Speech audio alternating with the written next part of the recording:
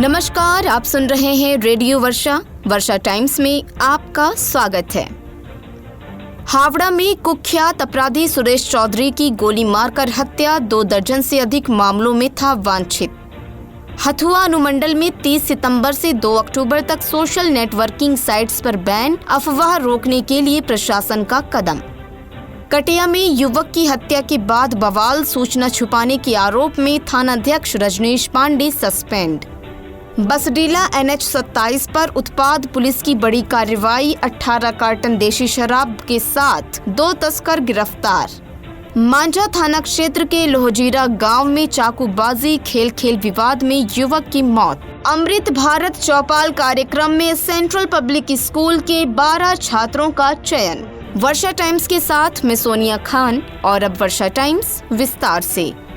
गोपालगंज जिले में आतंक और गैंगवार की पटकथा लिखने वाले कुख्यात अपराधी सुरेश चौधरी का खौफनाक अंत मंगलवार देर रात हो गया। पश्चिम बंगाल के हावड़ा जिले के संध्या बाजार इलाके में अज्ञात हमलावरों ने सुरेश को घेरकर अंधाधुंध फायरिंग की और उसे गोलियों से छलनी कर मौत के घाट उतार दिया। इस वारदात से न सिर्फ हावड़ा बल्कि बिहार के अपराध जगत में भी हड़कंप मच गया है। प्रत्यक्षदर्शियों के अनुसार सुरेश चौधरी मंगलवार रात संध्या बाजार इलाके में मौजूद था। इसी दौरान बाइक सवार अज्ञात बदमाशों ने अचानक उस पर ताबड़तोड़ गोलियां बरसाई। सुरेश की मौके पर ही मौत हो गई। घटना के बाद अफरा तफरी मच गई। आसपास के लोग तुरंत भाग खड़े हुए और स्थानीय पुलिस को सूचना दी। सूचना पर पहुंची पुलिस ने शव को कब्जे में लेकर पोस्टमार्टम के लिए भेज दिया। मौके से कई खोखे बरामद हुए हैं। फॉरेंसिक टीम ने घटना स्थल से सबूत जुटाए हैं। जैसे ही सुरेश चौधरी की हत्या की खबर उनके पैतृक गाँव काकड़कुंड नगर थाना गोपालगंज पहुंची, पूरे इलाके में सनसनी फैल गई। परिजन तत्काल कोलकाता रवाना हो गए। स्थानीय लोगों में यह चर्चा तेज हो गई कि आखिर उसकी हत्या के पीछे किस गैंग का हाथ है। सुरेश चौधरी का आपराधिक इतिहास बेहद लंबा और खौफनाक रहा है। पुलिस रिकॉर्ड के मुताबिक उस पर 2 दर्जन से अधिक आपराधिक मामले दर्ज थे। इनमें ट्रिपल मर्डर केस, मुखिया हत्याकांड, रंगदारी, अपहरण और गैंगवार जैसे गंभीर मामले शामिल थे। वर्ष 1995 में कांग्रेस प्रत्याशी दिनेश्वर सिंह उर्फ मुन्ना सिंह की हत्या का आरोप भी सुरेश पर ही लगा था। इस सनसनीखेज हत्या के कारण 1995 का गोपालगंज विधानसभा चुनाव टालना पड़ा था। इन्हीं मामलों के चलते सुरेश लंबे समय से बिहार पुलिस की वांछित सूची में शामिल था। स्थानीय सूत्रों के अनुसार पिछले कई सालों से सुरेश चौधरी हावड़ा में रह रहा था और वहां रेत ठेकेदारी का कारोबार करता था। पुलिस को शक है कि उसकी हत्या के पीछे रेत माफिया की आपसी रंजिश और गैंगवार बड़ा कारण हो सकता है। हावड़ा पुलिस ने मामला दर्ज कर जांच शुरू कर दी है। पुलिस का मानना है कि हत्या के पीछे गैंगवार का एंगल हो सकता है। सीसीटीवी फुटेज खंगाले जा रहे हैं। हमलावरों की पहचान के लिए आसपास के लोगों से पूछताछ की जा रही है। बिहार पुलिस से भी संपर्क साधा गया है ताकि सुरेश के पुराने आपराधिक नेटवर्क को समझा जा सके। बिहार पुलिस के लिए सुरेश चौधरी हमेशा से एक बड़ा सिरदर्द माना जाता था। उस पर हत्या, लूट, रंगदारी और आपराधिक वारदातों के इतने मामले दर्ज थे कि पुलिस लगातार उसकी तलाश में थी, लेकिन वह वर्षों से फरार चल रहा था और हावड़ा में नए ठिकाने से अपने नेटवर्क को ऑपरेट करता था।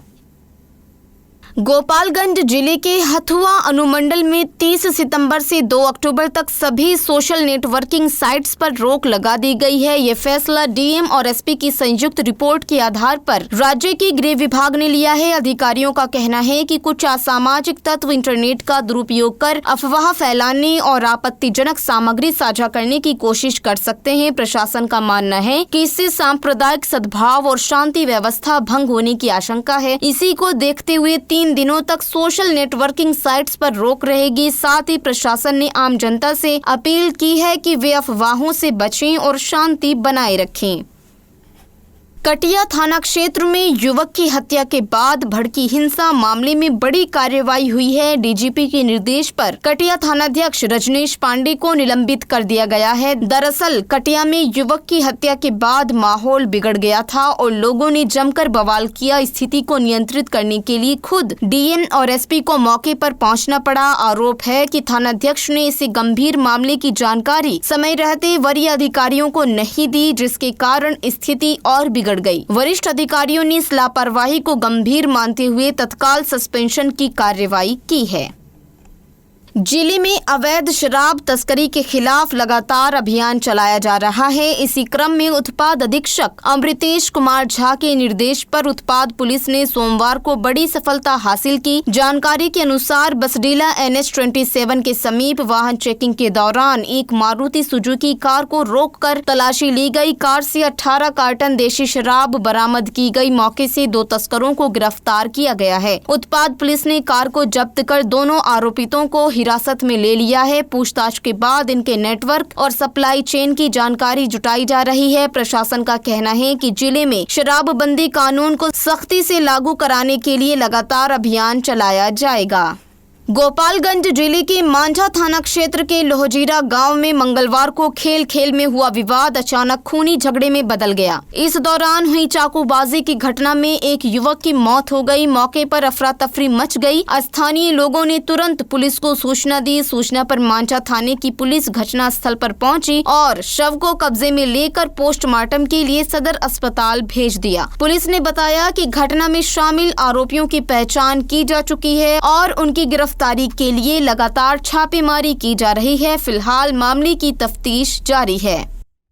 भारत सरकार के रेल मंत्रालय द्वारा आयोजित अमृत भारत चौपाल कार्यक्रम के अंतर्गत प्रतियोगिता परीक्षा में central public school Digwa Dubauli के 12 छात्र छात्राओं का चयन किया गया है। इस अवसर पर पूर्वोत्तर railway Digwa Dubauli railway station के वरीय पदाधिकारियों ने चयनित बच्चों को प्रमाण पत्र प्रदान किए। इन प्रमाण पत्रों पर मंडल रेल प्रबंधक आशीष जैन के हस्ताक्षर अंकित थे। चयनित छात्रों में अनमोल कुमार, श्रेयांश कुमार, शोभा कुमारी, खुशी कुमारी, अंजलि कुमारी, कनक कुमारी, काजल कुमारी, प्रांशी कुमारी, सुरुचि कुमारी, आयुष कुमार, रुस्तम अली और ऋतिक कुमार शामिल हैं। कार्यक्रम में रेलवे अधिकारी Shardul Vikram Singh, welfare inspector Sanjay Kumar, school निदेशक डॉक्टर सुरेश सिंह, प्रबंधक मनोज कुमार सिंह, अर्जुन कुमार, मंजीत कुमार सहित सैकड़ों अभिभावक और छात्र छात्राएं मौजूद रहे। इस दौरान भारतीय रेलवे के कार्यों की जमकर सराहना हुई और कहा गया कि ऐसे कार्यक्रम छात्रों के जीवन और भविष्य के लिए बहुमूल्य साबित हो रहे हैं।